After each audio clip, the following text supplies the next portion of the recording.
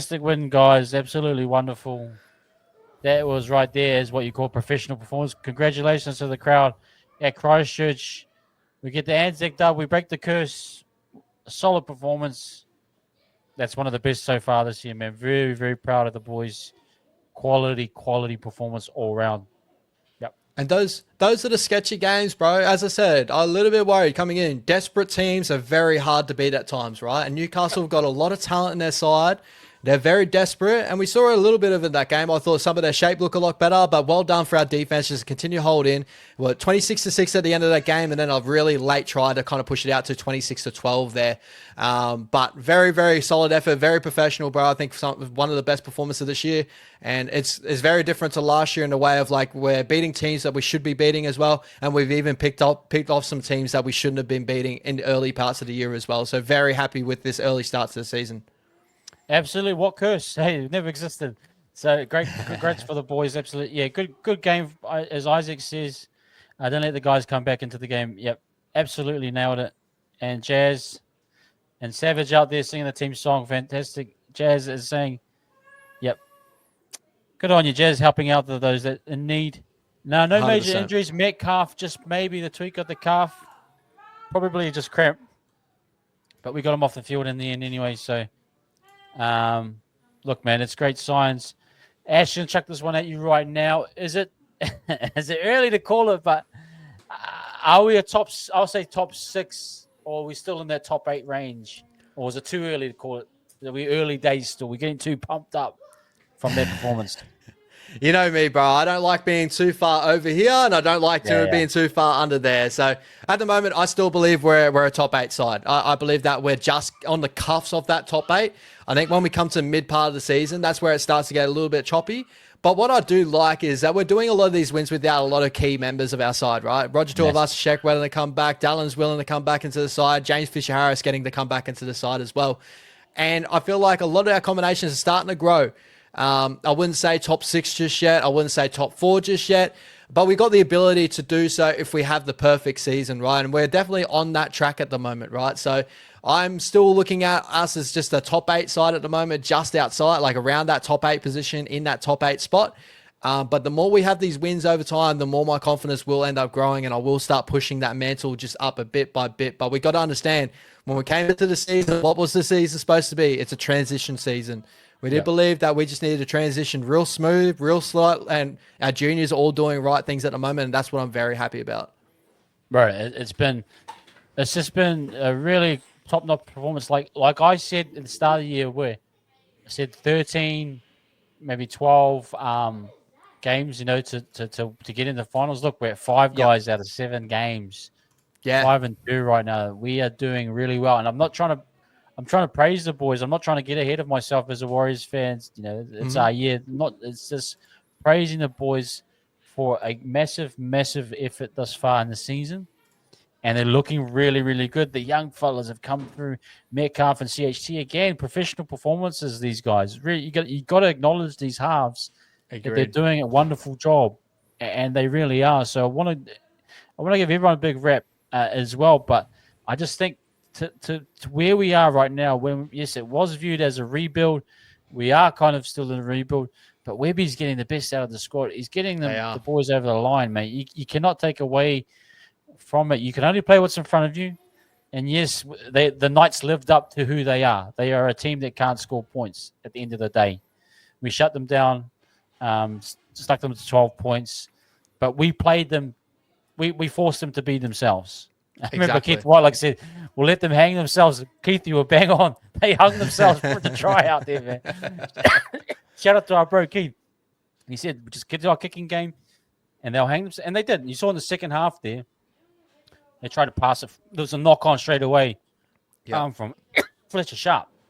You knew they were chasing points. That's a team that's really struggling, but we didn't let them get into that. So, absolutely fantastic. I'll check it 100%. And when you look at like the rest of this, if Newcastle, obviously a couple of tries getting pulled off the board on their end too, but it wasn't like that would have changed the contest any sort of way, because we had a couple of tries pulled off our board as well.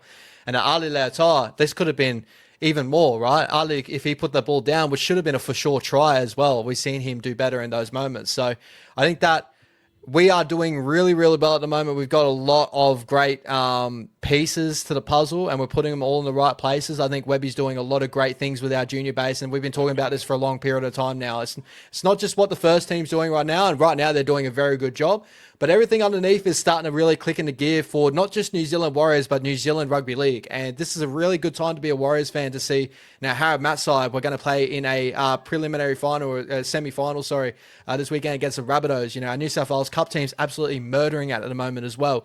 There's a lot of positives here, not just from the top, but the top is looking very nice as well. So, turning back to you, bro. So looking at this performance here, 5 tries to 2, as I said before, with a couple of conversions left on the board as well. And again, you know, a couple of tries left out there too as well.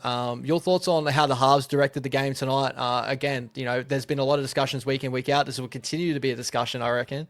But I think these guys, they're continuing to show what they're doing well. And it's not just on the attacking end. Defensively, they've both been really solid tonight. No, they've been fantastic. Look, they nailed the scoring points in different ways and according to their strengths. I've got to give massive credit to Metcalf. The intercept, man, he had a nice kick through for Ali Leotoa. He's finding his feet.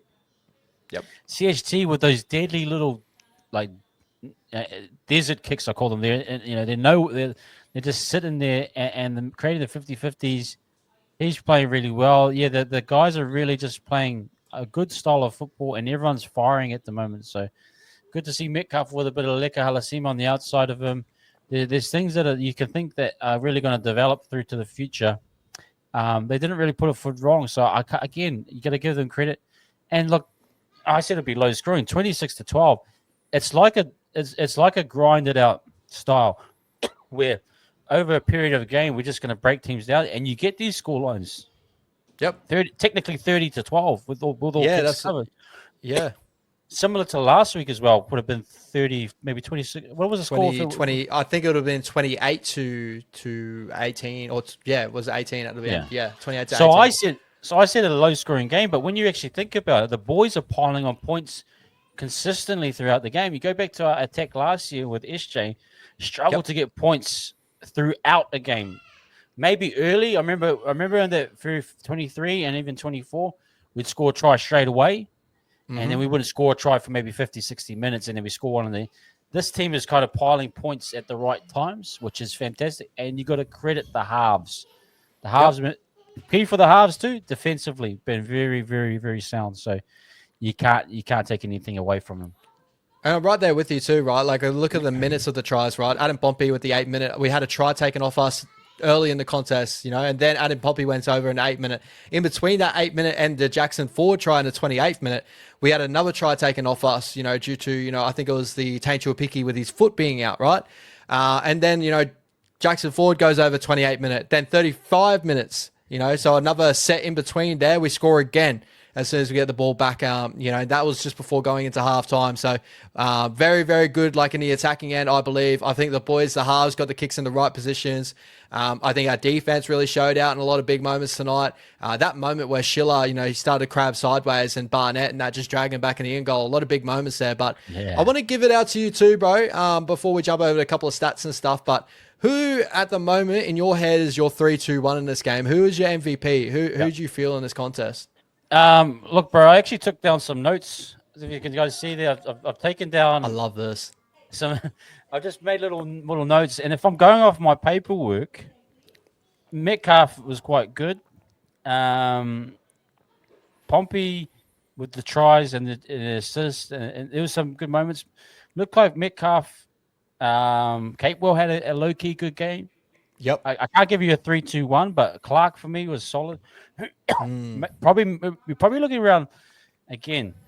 Metcalf, Egan, Clark, those types of guys that I think were heavily involved, but the rest of the squad was fantastic. What did you have? No. Yeah, I'm right there with you. I probably would go Aaron Clark, number 1. I thought his injection in that second piece too, like, you know, Newcastle, they had that little breath of fresh air, you know, scoring in the 49th minute, right, after halftime. They had the first try after halftime. Then Webby goes, all right, we're swinging momentum back in our favour. Barnett, Clark, get back on the field and change this. And I thought Clark was incredible in that little stint there too, right? You know, so I'm going to have to give him my main one. Wade Egan is probably my second. Again, two key members of our side that have been consistently two key members of all our wins this season. And then third one, I want to go back out to, I thought that in this game, a guy that I don't think a lot of people, again, will be really talking about, but Chance Nickel-Klokstad, you know, end of the game, just with the stats here, right? 270 meters, 91 post contact, but just in those moments of like, you know, when the stats were just being a little bit stagnant, he was taking those hit ups to get us back on the front foot. He had a lot of momentum hit ups, getting us over that 40-meter line, 50-meter line, getting us to where we need to be. Out the back of shape, obviously got shut down a couple of times, didn't look incredible in those moments, but we didn't need to when we were cracking him back in the middle with a couple of nice offloads from Egan and stuff like that. So that's my 3-2-1. I'd go Aaron Clark at 3, 2 of Wade Egan, and then lastly, I would go Chance Nickel-Klokstad in a really solid game there. Great call, man. Like, yeah, look, I probably went Metcalf. I thought he just iced some big moments, but you can't fault CNK when you take the overall package. And honorable mentions to the likes of Capewell early on. And, Ford with the tries. You know, the double for Ford is actually fantastic. Bro. But you know what's crazy about this discussion too, bro? Just before we jump off of this is we've just come out with that many different names and we still missed names on the park. Like I thought Tane had a really underrated game out there, very, very safe in a lot of moments. Defensively was really key for us in his performance. Like think of like Tane Tuapicki's role here. He had to go against Greg Marju. That's probably like a good 15K heavier than him, right? And Bradman Best, he's probably just about that just as well, right? That's two damaging outside backs to really attack down that edge. I thought he did an incredible job as well. Rocco Berry had a lot of key moments in this game without being outstanding, right? Like he was very, very good. Ali Leotoa has some moments like Adam Bumpy as well with a couple of errors in his performance, but still played really well. So those are all the names, bro. Like I think it was a great team performance in general, and I'm very, very happy to see that. I think we should get into the player ratings, but before we do that, let's talk just quickly about Knights because it was so interesting.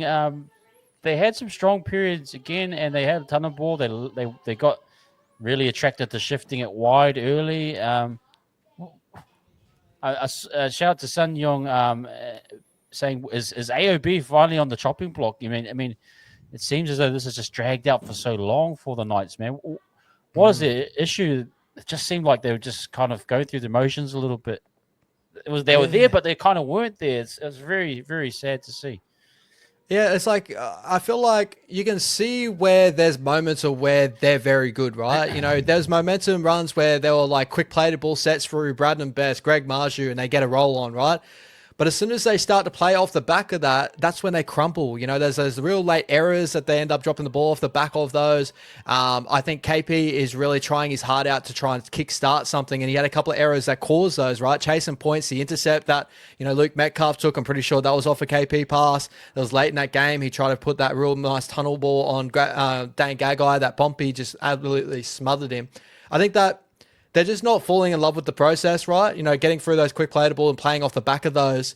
And you're right. When they get into opposite field position, they got good shape, but they're playing pedestrian, right? Very similar to what we had problems with in 2024, where, you know, their shape looked nice, but it just kept going sideways. They didn't earn the right to play football. You got to go forward first because, you know, there's a quote from someone. It was a great quote. I can't remember where I heard it. And if someone chucks up in the chat, if you heard it before, make sure you shout it out too, because I don't want to steal quotes left, right, and center. But there's a reason why the rugby league field is, you know, a rectangle instead of a square, right? You got to go up and down instead of going sideways. That's the first call thing. Actually, I've got it. Todd Carney. Shout out to Todd Carney in his podcast. He was the one that pointed that out. There's a reason why a rugby league field is 100 meters as a rectangle and not as a square.